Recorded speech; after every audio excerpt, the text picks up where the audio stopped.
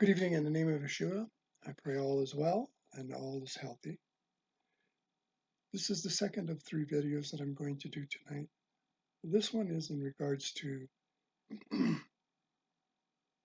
what has transpired in the Senate and the House of Representatives in the United States. They have brought in the Joe Biden and his cohort, Kamala Harris, and a number of other criminals. I'm going to label them as criminals. Some of them that were elected, their criminality was exposed in the race ahead of the vote. The platform that they're on is one of socialism, communism. Now understand, what I'm about to reveal, I was shown. And what it basically comes down is that it's parallel. If you follow in Roman history, you will see it being played out. It was forecast a number of thousand years ago. As historians chronologically wrote and kept in record the fall of the Roman Empire. And there were several reasons why. I've checked a number of different sites. One says there were 8. The one that I referenced says there were 5. Now, it's not word for word. However, it's actions that they're talking about. The actions of the people. The actions of the leadership. And over time, how the leadership decayed and fell into sin. They became greedy, power hungry, without conscience. Were willing to murder in order to maintain the power or to gain power. Some of these actions are very similar, actually are similar to some of the things that have been done over the last 5 or 6 years. And in one case, it's been over a longer period of time. It's been about 30 years or so that this particular individual has been in the political scene. And they are willing to murder to maintain their position, whether it's in power or just a position of seeming to be in power. The sad part of it is that they're not alone. There's a cabal of a number of them. And I believe that during the 4 years that Trump was in power, he was attempting to expose them for what they were. The problem is that the evil that is a part of Washington right now, the leader, Washington, D.C., the center of the government, is so pervasive, is so deeply rooted. It isn't just the figureheads, it isn't just the politicians. It goes deeper than that. It's the people who are supporting them monetarily. It's the people who are the bureaucrats under them, the people who are working for them. The evil and the wickedness is among those individuals as well. And anyone who studies government knows that the figureheads really don't run the country. The bureaucrats who work under them run the country. And the sad part of that is that you can get some fiefdoms and you can get some principalities and you can get some dominions and it's all evil. And once they're in place, it takes a lot to root them out. And in some cases, and this is proof that and I've said it before, and I believe right now I'm going to say it again. When Trump campaigned in 2015 and into 16, and he campaigned on that he was going to drain the swamp, I don't think he knew just how deep the swamp was. And I don't think he realized the strength and power of the critters that were in that swamp. And once he started, he couldn't back down, but it was evident that he was going to have a battle, a war. And he did. He warred for 4 years. And he still is. And probably will have to after his reign, after his presidency. Now, the sad part of that is that the evil that is here now is not going to be exposed. It's going to expose itself, has exposed, some of it has exposed itself, and some of the characters and players that are in powerful positions have exposed themselves of what they are and who they are and what they're capable and willing to do in order to maintain that power. And I talked about that under the belief that the Lord was going to put Trump in place. But I didn't realize, I understood what the Lord was showing was going to expose all of that. Now, what I'm recognizing was that the Lord gave us 3.5 years of how would you say, prosperity. And he moved the country back into a position of being able to be proud of what they were doing and have some pride in their personal lives, as well as a little more money and a little more freedom to do the things that they believe they wanted to do the American way. Since this election in November the 3rd, 2020, that all of that has begun to be stripped. The fact that there were so many shenanigans going on within this election, I cannot in my heart believe that it was done fairly, even though there are people trying to tell me that it was. And I'm sure the same people that are trying to tell me are trying to tell you the same thing. And they want you to believe that it was fair. They want you to believe that if you were voting for Trump, your vote was counted. I don't believe they were. I believe there were shenanigans going on in behind the scenes that are being covered up, and we'll never know. Because now the evil is in control, and when it's in control, it covers up for itself. However, here's what I'm about to show you that I was shown. And it goes, the decay and fall of the USA you knew. My opening statement. The following is my sentiment of what is about to come to fruition.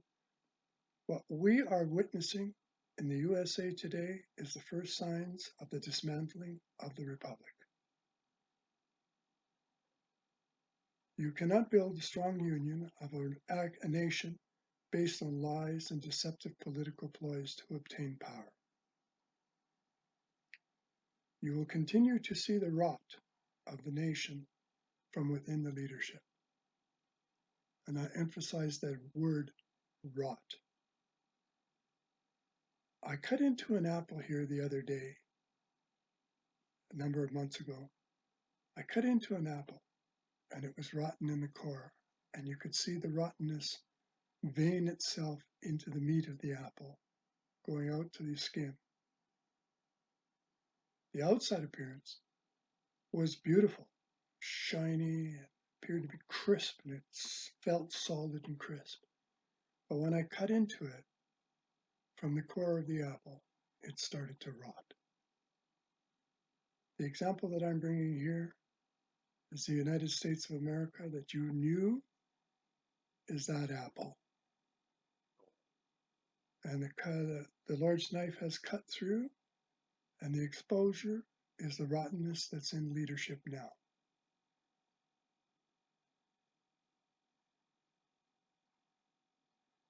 The basis of this destruction will be greed and the desire for absolute power. This was a repeat of history as we can chart the decay through the fall of the Roman Empire. Chronicles, which this current republic was initially founded on, the USA from the past is gasping its final gasps before it falls. I did some research to support what I'm saying. It's from the federallist.com. 5 similarities between ancient Rome's decline and today's United States. I'm just going into the article now. Please bear with me. I want you to open, come on.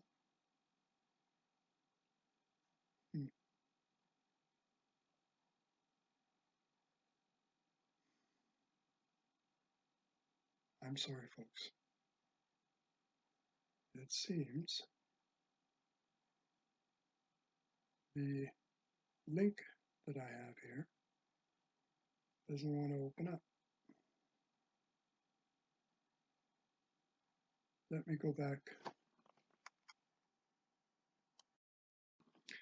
5 similarities between ancient Rome's decline and today's United States. Comparing the decline and fall of the Roman Empire with the rise and now decline of the British and now American empires has been something of an intellectual parlor game for now more than 200 years. But it's fun to play because everybody has a slightly different collection of information and analysis to offer, and because people like predictions and patterns, consider the parallel ages of man's dispute that has been going on for several thousand years. The ancient Greek poets Hesiod and Ovid offered theirs. They counted 5 and 4 respectively. So did Shakespeare. He counted 7. And today we have generation-based theories such as William Strauss and Neil Howe's fourth turning. I don't think any of us knows whether the United States has already passed peak awesome, and while my mind says Charles Murray is right, that we've probably lost our country, my heart won't take that answer. I listened to the latest in our Hillsdale Western Heritage 101 lectures on the rise and fall of the Roman Republic with Dr. Ken Calvert. With all this in mind, of course, even studying this for years will not generate a crystal ball, but the lecture did generate some data points to fuel another dinner table discussion. Virtues key 1. Virtues key to success. Calvert says the Romans were a very religious, pious people who believed in honoring their ancestors and tradition. They also cherished courage, honesty, and duty, and their convictions. He says were key to their rise as a culture. These virtues sound particularly like George Washington, whom contemporaries regularly compared to ancient Roman leaders, and today remains the American ideal of a leader. 2. Foundation and neighborhood level self-governance. Roman government was local, personal, interactive, Calvert says. The famed Alexis de Tocqueville found the same famously true of Americans, noting that whenever there was a local problem, Americans got together and formed a club to take care of it. As Rome expanded its power on the Italian peninsula and beyond its military success, began to threaten its culture by weakening that personal interaction between citizens that had helped make it great. How does a republic founded on local rule, on popular rule, on knowing one another in the street, now become an empire? Calvert asks, this is the greatest challenge for Rome. It is being weakened and indeed is going to be destroyed by its own success. 3. Cronyism, aka patronage.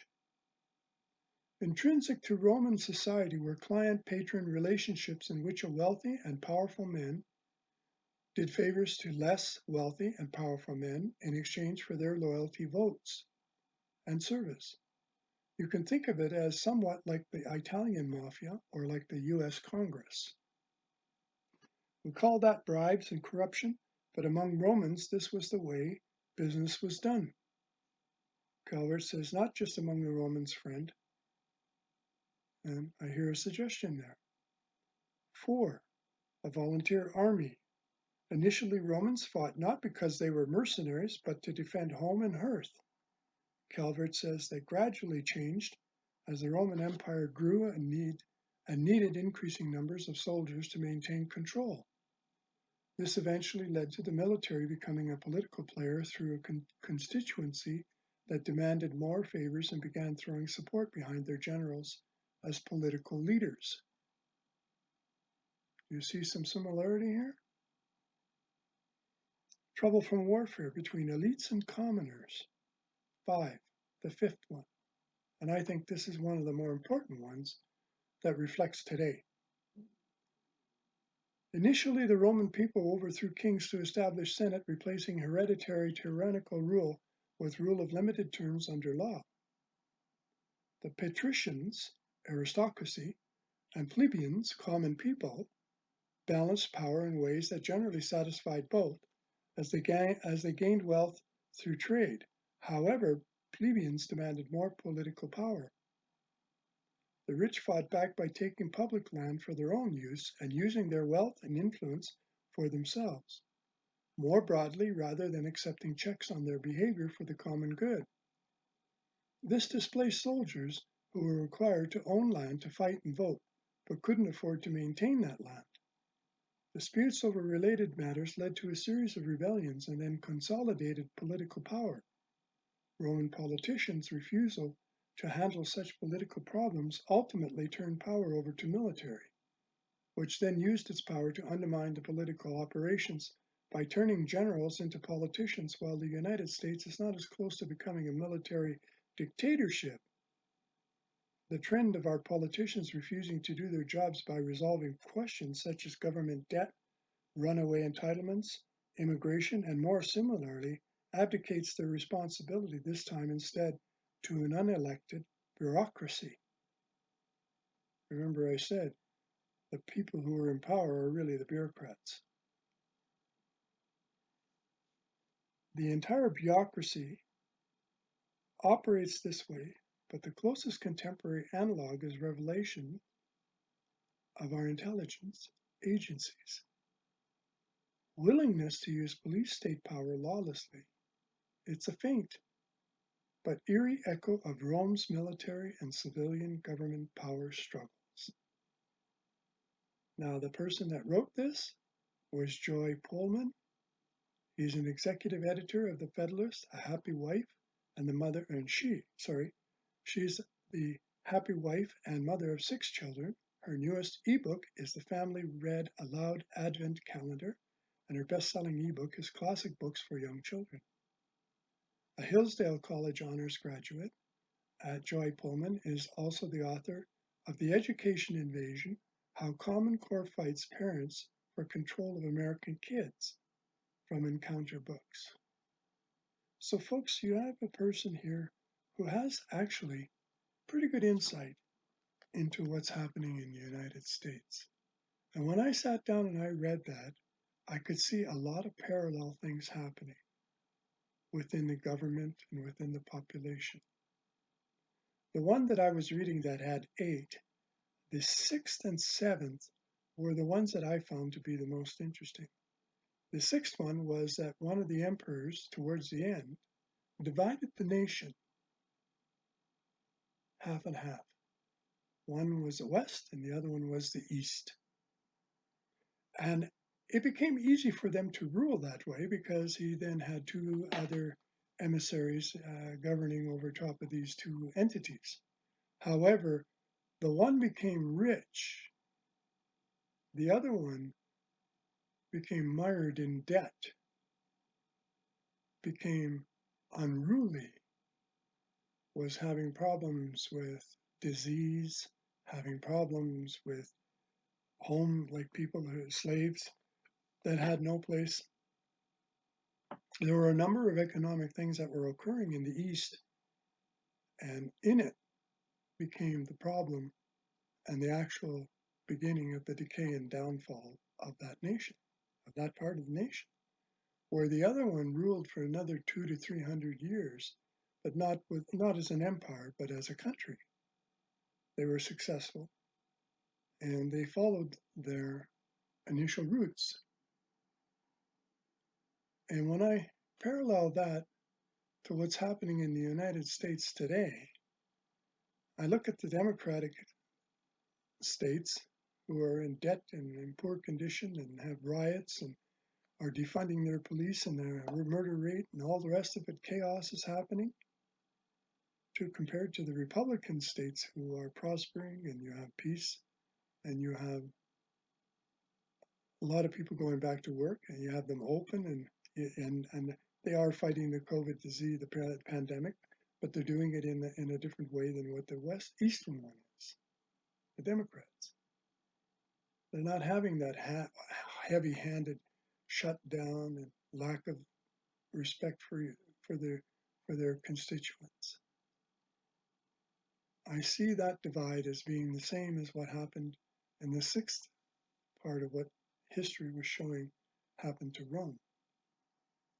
In the seventh one, and I wanted to bring this accordingly because there was an invasion in their country. Now, in those terms, it was a physical invasion from the Germanic tribes, and it continued over a period of time until they actually defeated the Roman people, the Roman army. Now, the invasion that I'm talking about is a spiritual one, but it's also a medical one because you're fighting a pandemic right now. And the split between the two states being governed, one by Democrats and the other one by Republicans, is showing how ineffective the Democratic regime is towards this, as in comparison to the Western one that are Republican, and the Republican states are having more success and less draconian antics. Now, what I'm trying to say is that the governing body that is in charge now is going to be the downfall of the nation. What we are witnessing in the USA today is the first signs of the dismantling of the republic. You have people who want to instill socialism, deep socialism, communism in their country. That goes against the foundation of the republic. Once they start incorporating all of these new desires and laws, you're going to have an increase of debt. You're going to have less and less public say. In other words, the freedoms that the public had before are now gone and will continue to be eroded. And as you have that, you are going to see more and more unrest. And as you have this unrest, you're going to find that there's going to be a strong rebellion. And when you have that kind of a situation, you have now a nation divided, seriously. And when it begins to bleed, because of the actions that are going to be taken by people who are fed up and aren't going to take it, you're going to see the actual decay come forward and the country lose its favor in the world. The nation known as the United States of America will no longer be. That has already begun. When the actions of those individuals breaking into the House and the Senate, climbing the walls and breaking in, was the beginning of the decay. It's a crack for the inner rottenness now to start seeping out. And it's starting to show. Yes, there's a lot of disfavor, there's a lot of posturing, there's a lot of political posturing going on, there's a lot of different things that are happening. But understand, the gauntlet has been dropped. And times ahead are not well for the Republic of the United States of America. I pray for you. I pray for the nation. I pray for the people who are in control. But I know that my prayers are only going to go up, and what happens is in the hands of the Lord from here forward. I ask all to pray and pray fervently.